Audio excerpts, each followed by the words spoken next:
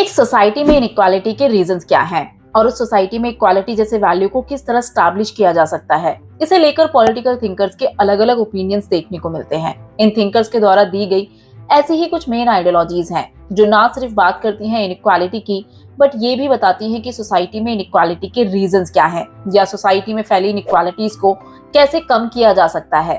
ऐसी ही कुछ main ideologies हैं Marxism, liberalism, socialism and feminism.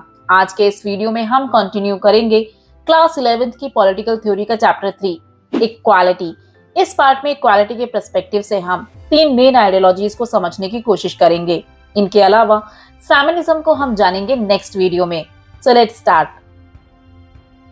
Karl Marx 19th century के मोस्ट प्रोमिनेंट थिंकर्स में से एक थे। मार्क्स के द्वारा दी गई थ्योरी को मार्क्सिज्म के नाम से जाना जाता है। अपनी थ्योरीज के जरिए मार्क्स आर्ग्यू करते हैं कि लोगों के बीच फैली इनइक्वालिटी का रूट कॉज है प्राइवेट प्रॉपर्टी या private ownership, means important economic resources जैसे कि ऑयल, लैंड, फॉरेस्ट और अदर प्रॉपर्टी के फॉर्म्स पर किसी एक इंडिविजुअल की ओनरशिप होना। अब इसे अच्छे से समझने के लिए थोड़ा पीछे चलते हैं।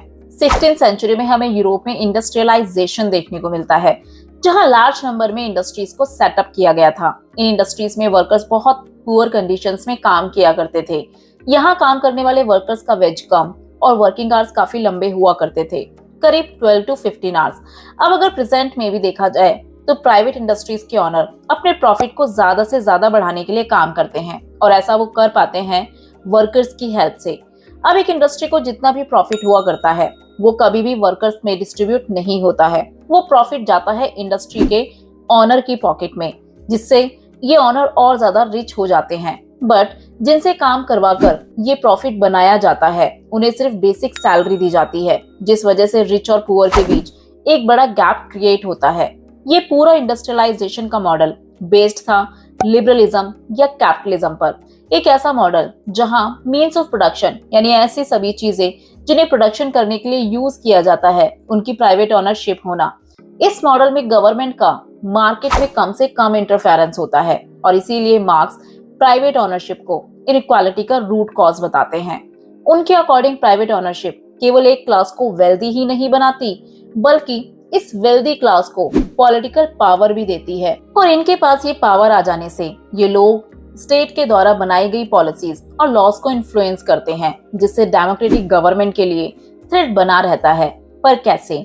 एग्जाम्पल के लिए बड़े बड़े बिजनेसमैन पॉलिटिकल पार्टीज को फंड प्रोवाइड करते हैं और ये पॉलिटिकल पार्टीज जब पावर में आती हैं तो ये उन पॉलिसीज और लॉज को फॉर्मुलेट करती हैं जिनसे इन बड़े बिजनेसेस का फायदा हो।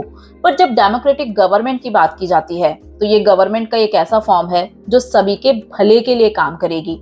बट ऐसा होता नहीं है, क्योंकि अक्सर डेमोक्रेटिक कंट्रीज में पॉलिटिकल पार्टीज और बड़े बिजनेसमैन के बीच कनेक्शंस देखने को मिलते हैं और इनके बीच के इसी कनेक्शन को कहा जाता है क्रोनी कैपिटलिज्म।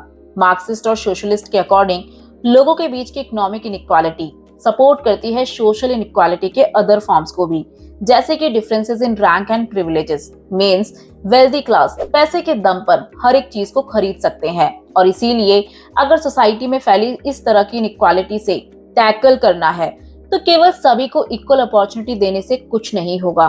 बेसिकली इसके लिए इंश्योर करना होगा public control over essential resources and forms of property. Means equality को स्टैब्लिश करने के लिए जरूरी है सभी चीजों पर किसी एक इंडिविजुअल का कंट्रोल ना होकर सभी का कंट्रोल होना, प्राइवेट प्रॉपर्टी को पब्लिक प्रॉपर्टी से रिप्लेस कर देना। यहाँ हमें कम्युनिज्म और सोशलिज्म में डिफरेंस करना भी बेहद जरूरी है।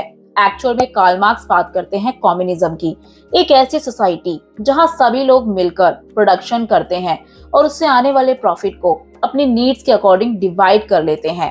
ये एक ऐसा सोसाइटी है जहां कोई स्टेट नहीं है, मींस लोगों के ऊपर गवर्नमेंट जैसी कोई अथॉरिटी नहीं है। यहाँ सब मिलजुल कर रहते हैं और नीड्स के अकॉर्डिंग रिसोर्सेज का डिवीजन कर लिया जाता है। बट सोशलिज्म में इक्वालिटी को स्टैब्लिश करने के लिए सभी चीजों पर गवर्नमेंट का कंट्रोल रहता है। यहाँ भी प्राइवेट प्रॉपर्टी को अबॉलिश कर दिया जाता है। टाइम के साथ हमें कम्युनिज्म और सोशलिज्म के डिफरेंट वेरिएंट देखने को मिलते हैं। अब हिस्ट्री में ऐसे कई लीडर्स रहे हैं जो मार्क्स से काफी ज्यादा इंस्पायर्ड थे और इन लोगों ने अपने कंट्री को एक कम्युनिस्ट कंट्री बनाने के लिए रेवोल्यूशन भी चलाया, जिसमें से मोस्ट फेमस है रशियन रेवोल्यूशन, जिसके जरिए रशिया को एक सोशलिस्ट स्टेट बनाया गया। इसके अलावा चाइना, क्यूबा में भी हमें इस तरह के रेवोल्यूशन देखने को मिलते हैं। कम्युनिज्म, सोशलिज्म और लिबरलिज्म को और ज्यादा डिटेल से जानने के लिए आप आई बटन पर दिए गए वीडियो को देख सकते हैं, क्योंकि इस चैप्टर में हम इन आइडियोलॉजीज को इक्वालिटी के पर्सपेक्टिव में जानेंगे। अब आते हैं लिबरलिज्म पर। लिबरल्स मार्क्सिस्ट थ्योरी को पूरी तरह अपोज करते हैं। इनके according principle of competition most efficient और फेयर तरीका है जिसके थ्रू सोसाइटी में रिसोर्सेज और रिवॉर्ड्स को डिस्ट्रीब्यूट किया जा सकता है। मींस कंपटीशन के जरिए जो कैपेबल होगा उसके पास वेल्थ या प्रॉपर्टी होगी और ये जस्ट भी होगा। इनका मानना है कि स्टेट का काम है सभी को मिनिमम स्टैंडर्ड ऑफ लिविंग और इक्वल अपॉर्चुनिटीज देना। अब ऐसा कर सोसाइटी में इक्वालिटी और जस्टिस नहीं लाया जा सकता है, बट लोगों के बीच में फ्री और फेयर तरीके से कंपटीशन से इक्वालिटी को लाया जा सकता है और यही सबसे एफिशिएंट वे होगा जिससे रिवॉर्ड्स को डिस्ट्रीब्यूट किया जा सकता है। जब तक ये कंपटीशन फेयर तरीके से कंडक्ट होंगे तब तक लोगों को रिवॉर्ड उनके टैलेंट और एफर्ट्स के बेसिस पर मिलते रहेंगे।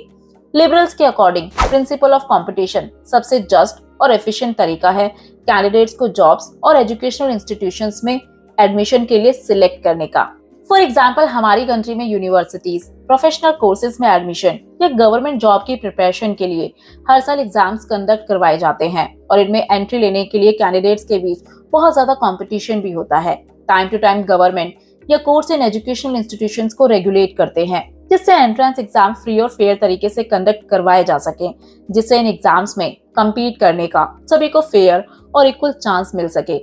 अब इन एग्जाम्स को देने के बाद बहुत से लोग ऐसे होंगे जिनका एडमिशन या उन्हें जॉब ना मिल पाए, बट लिबरल्स के अकॉर्डिंग ये एक फेयर तरीका है लिमिटेड सीट्स को डिस्ट्रीब्यूट करने का।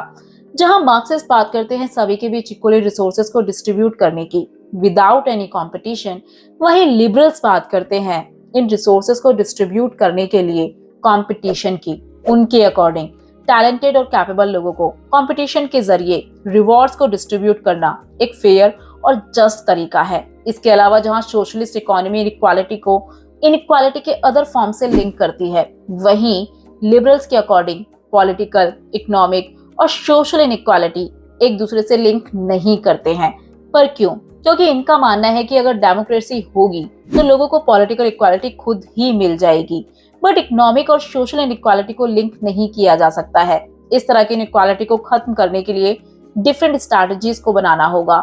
लिबरल्स इनइक्वालिटी को प्रॉब्लम की तरह नहीं देखते हैं। उनके अकॉर्डिंग कंपटीशन के जरिए जो जिस पोजीशन के कैपेबल है वो वहां तक पहुंच जाएगा। उनके अकॉर्डिंग सोसाइटी को एब्सोल्यूट इक्वल नहीं बनाया जा सकता है, बट लिबरल्स बात करते हैं अनजस्ट इनइक्वालिटी की, जो एक इंडिविजुअल को उसका पोटेंशियल और कैपेबिलिटीज डेवलप करने से रोकती हैं। उनके अकॉर्डिंग ये सही नहीं है। ये बात करते हैं इक्वल अपॉर्चुनिटीज की, जो सभी के पास होनी चाहिए। अब उस अपॉर्चुनिटी को मिलने से कोई अच्छी पोजीशन पर पहुंच जाए और कोई कुछ भी ना बन पाए तो ये एक इंडिविजुअल के पोटेंशियल और कैपेबिलिटी पर डिपेंड करता है। अब मार्क्सिज्म और लिबरलिज्म के बाद आते हैं सोशलिज्म पर। सोशलिज्म एक ऐसा पॉलिटिकल आइडिया है जो प्रेजेंट या रिप्रोड्यूस किया गया था इंडस्ट्रियल कैपिटलिस्ट इकोनॉमी के रिस्पॉन्स में। इंडस्ट्रियल रेवोल्यूशन आ जाने से सोसाइटी में किस तरह की इनइक्वालिटी बढ़ी, इसे हम मार्क्सिज्म में समझ चुके हैं। बेसिकली इसी कैपिटलिस्ट इकोनॉमी के अगेंस्ट में सोशलिज्म इमर्ज होता है। अब यहाँ हमें जानना ये है कि सोशलिज्म का मेन ऑब्जेक्टिव और कंसर्न बेसिकली था क्या। तो इनका मेन कंसर्न था कि कैसे सोसाइटी में फैली एग्जिस्टिंग इनइक्वालिटी को कम किया जा सकता है और कैसे रिसोर्सेज को जस्टली डिस्ट्रीब्यूट किया जा सकता है। क्योंकि कैपिटलिस्ट इकोनॉमी में रिसोर्सेज कुछ ही लोगों तक कंसंट्रेटेड थे, इसीलिए किस तरीके से रिसोर्सेज का इक्वल डिस्ट्रीब्यूशन किया जाए। तो ये फेवर करते हैं गवर्नमेंट रेगुलेशन को, मीन सभी रिसोर्सेज पर गवर्नमेंट का कंट्रोल होना, और गवर्नमेंट ही प्लानिंग और सभी एरियाज को कंट्रोल करेगी। हेल्थ, एजुकेशन, इन सभी फैसिलिटीज को प्रोवाइड करना गवर्नमेंट का काम होगा। अब अगर इंडिया की बात करें तो एक इम्पोर्टेंट सोशलिस्ट थिंकर का नाम आता है, जो हैं राम मनोहर लोहिया जी।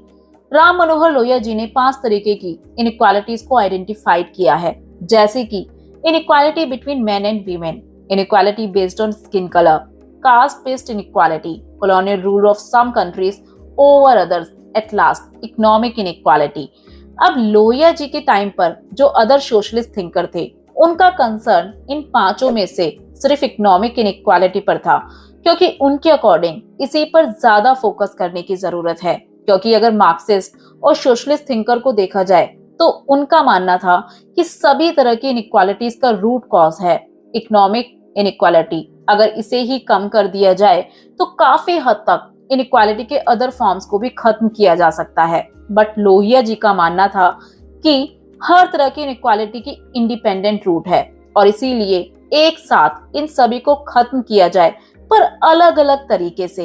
एक सिंगल रेवोल्यूशन इन 5 तरह की इनइक्वालिटी को खत्म नहीं कर सकता है। अब क्वेश्चन आता है कि इन इनइक्वालिटीज को खत्म कैसे किया जाए। तो इसके लिए राम मनोहर लोहिया जी कॉन्सेप्ट देते हैं सप्त क्रांति मीन्स 7 रेवोल्यूशन का।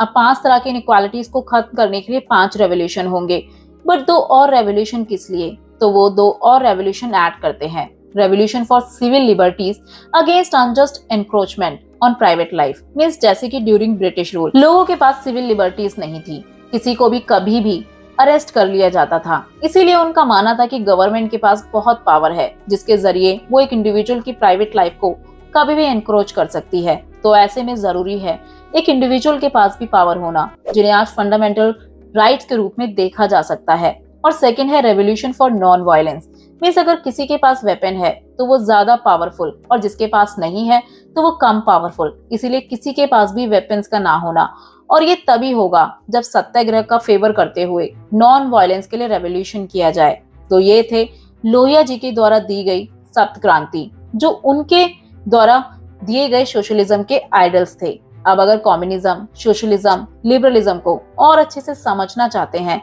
तो आप दी गई प्लेलिस्ट पर जाकर देख सकते हैं। अब फाइनली हमारी एक थ्योरी बची है जो है फेमिनिज्म, जिसे हम जानेंगे नेक्स्ट वीडियो में। Hope you like this video. For more, do like, share and don't forget to subscribe our channel.